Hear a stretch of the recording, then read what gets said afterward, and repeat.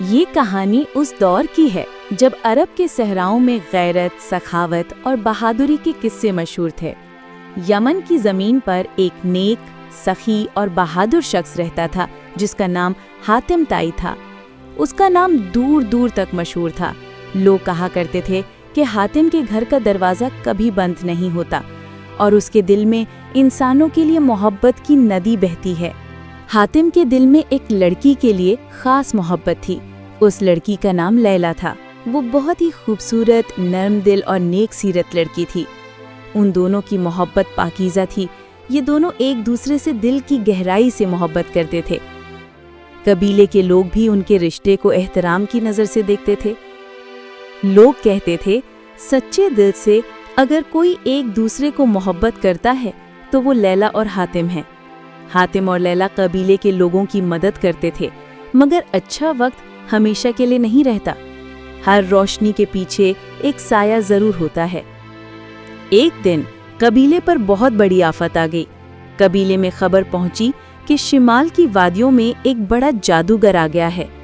وہ جادوگر بہت طاقتور ہے۔ کہا جاتا تھا کہ وہ عورتوں کے دلوں کو قابو میں کر لیتا ہے۔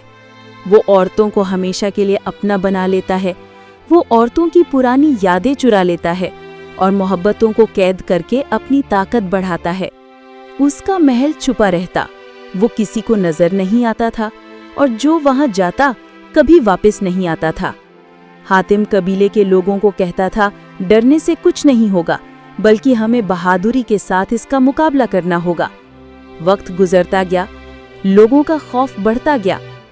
چند دن بعد جب چاند اپنی پوری روشنی میں تھا، اچانک لیلا غائب ہو گئی۔ صبح ہونے سے پہلے اس کے دروازے کے پاس صرف ایک چاندی کا کنگن ملا جس پر حاتم کا نام لکھا تھا۔ حاتم کا دل جیسے رک گیا۔ قبیلے میں خوف پھیل گیا، مگر حاتم کے چہرے پر ہمت کی روشنی چمکنے لگی۔ حاتم نے اپنے دل میں سوچا، یہ جادوگر سیاح کا کام ہے۔ وہ اپنے دل میں کہنے لگا کہ جادوگر میری محبت کو قید نہیں کر سکتا۔ میں اپنی لیلا کو ہر حال میں واپس لاؤں گا، چاہے مجھے اپنی جان دینی پڑے۔ لوگوں نے اسے روکنے کی کوشش کی، مگر حاتم نے تلوار اٹھائی، گھوڑے پر سوار ہوا اور اللہ کا نام لے کر نکل گیا۔ راستہ بہت خطرناک تھا۔ پہلے دن ریت کا طوفان اٹھا اور آسمان پر اندھیرا ہو گیا۔ حاتم نے گھوڑے کی رسی کو مضبوطی سے پکڑی اور بولا، اے صحرا، میں محبت کی تلاش میں ہوں۔ اگر تیری ریت مجھے ڈھانپ بھی لے تو بھی میری نیت ہمیشہ زندہ رہے گی۔ یہ کہہ کر وہ آگے بڑھا۔ طوفان تھم گیا، جیسے قدرت نے خود حاتم کے حوصلے کو سلام کیا ہو۔ دوسرے دن وہ ایک گہری غار میں پہنچا۔ وہاں دیواروں سے عجیب آوازیں آ رہی تھیں اور اچانک چمگادڑوں کا جھنڈ اس پر ٹوٹ پڑا۔ حاتم نے تلوار گھمائی، دل میں آیت الکرسی پڑھی تو ہر طرف روشنی پھیل گئی۔ ساری چمگادڑیں دھوئیں میں بدل گئیں۔ تیسرے دن وہ ایک وادی میں پہنچا۔ وہاں ایک بوڑھی عورت ملی جو دراصل جادوگر کی قید میں ایک پری کی روح تھی۔ اس نے کہا، اے بہادر انسان، اگر تیرا ایمان کمزور ہوا تو وہ تیری محبت چھین لے گا۔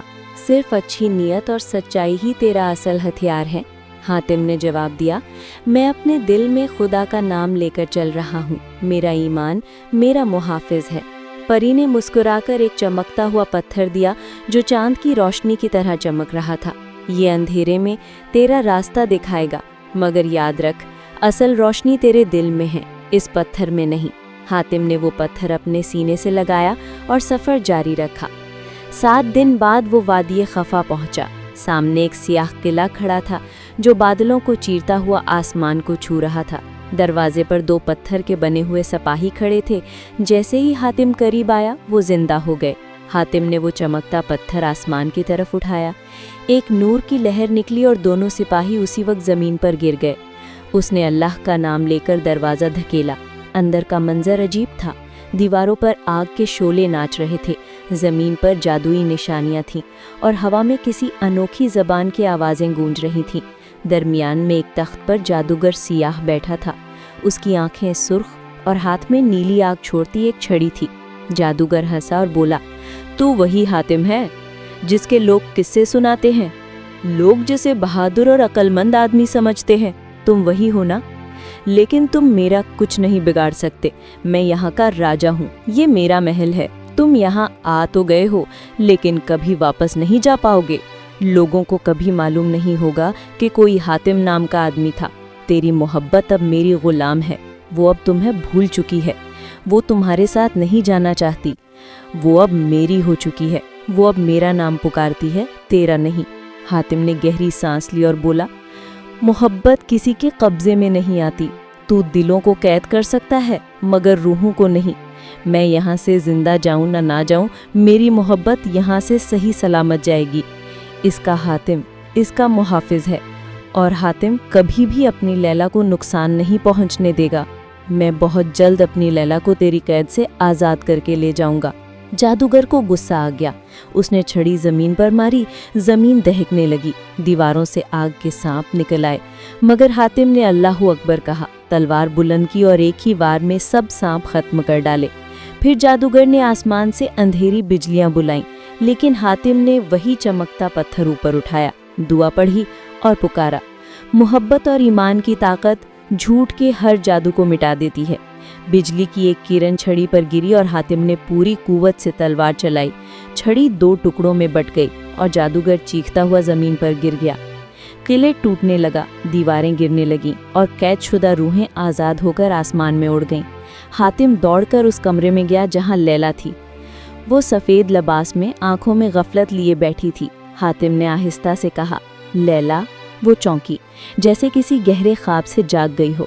हातिम, तुम आ गए। मैं तुम्हें भूल चुकी थी, मगर दिल कहता था तुम ज़रूर आओगे। हातिम ने मुस्कुराकर कहा, मोहब्बत कभी भुलाई नहीं जाती, मैं वादा निभाने आया हूँ। महल ज़मीन बोझ होने लगा। हातिम ने लैला का हाथ पकड़ा, उसे घोड़े पर बिठाया और जैसे ही वो बाहर निकले, पीछे किला आग के शोलों में गायब हो गया। जब वो वतन वापस आए तो लोगों ने उन पर फूल बरसाए। बुजुर्गों ने कहा, हातिम ने साबित किया कि मोहब्बत सिर्फ लफ्ज़ नहीं बल्कि कुर्बानी का नाम है। हातिम ने वो चमकता पत्थर ज़मीन में दफना दिया और कहा, ये ईमान की रोशनी की अलामत है। असल जादू दिल की सच्चाई में होता है। उस दिन से हातिम का नाम सिर्फ सखावत नहीं बल्कि मोहब्बत और ईमान के मुहाफिज के तौर पर मशहूर हो गया। दोस्तों, अगर आपको ये वीडियो पसंद आई हो तो प्लीज़ वीडियो को लाइक ज़रूर करें और मेरे चैनल को सब्सक्राइब करना मत भूलिएगा। मेरे चैनल पर आपको मज़ीद दिलचस्प कहानियाँ और सबक आमोज़ किस्से सुनने को मिलेंगे जो आपको ज़रूर पसंद आएंगे। आपकी एक छोटी सी सब्सक्राइब और लाइक मेरे लिए बहुत बड़ी हौसला अफजाई है। मिलते हैं अगली वीडियो में एक नई कहानी के साथ। शुक्रिया।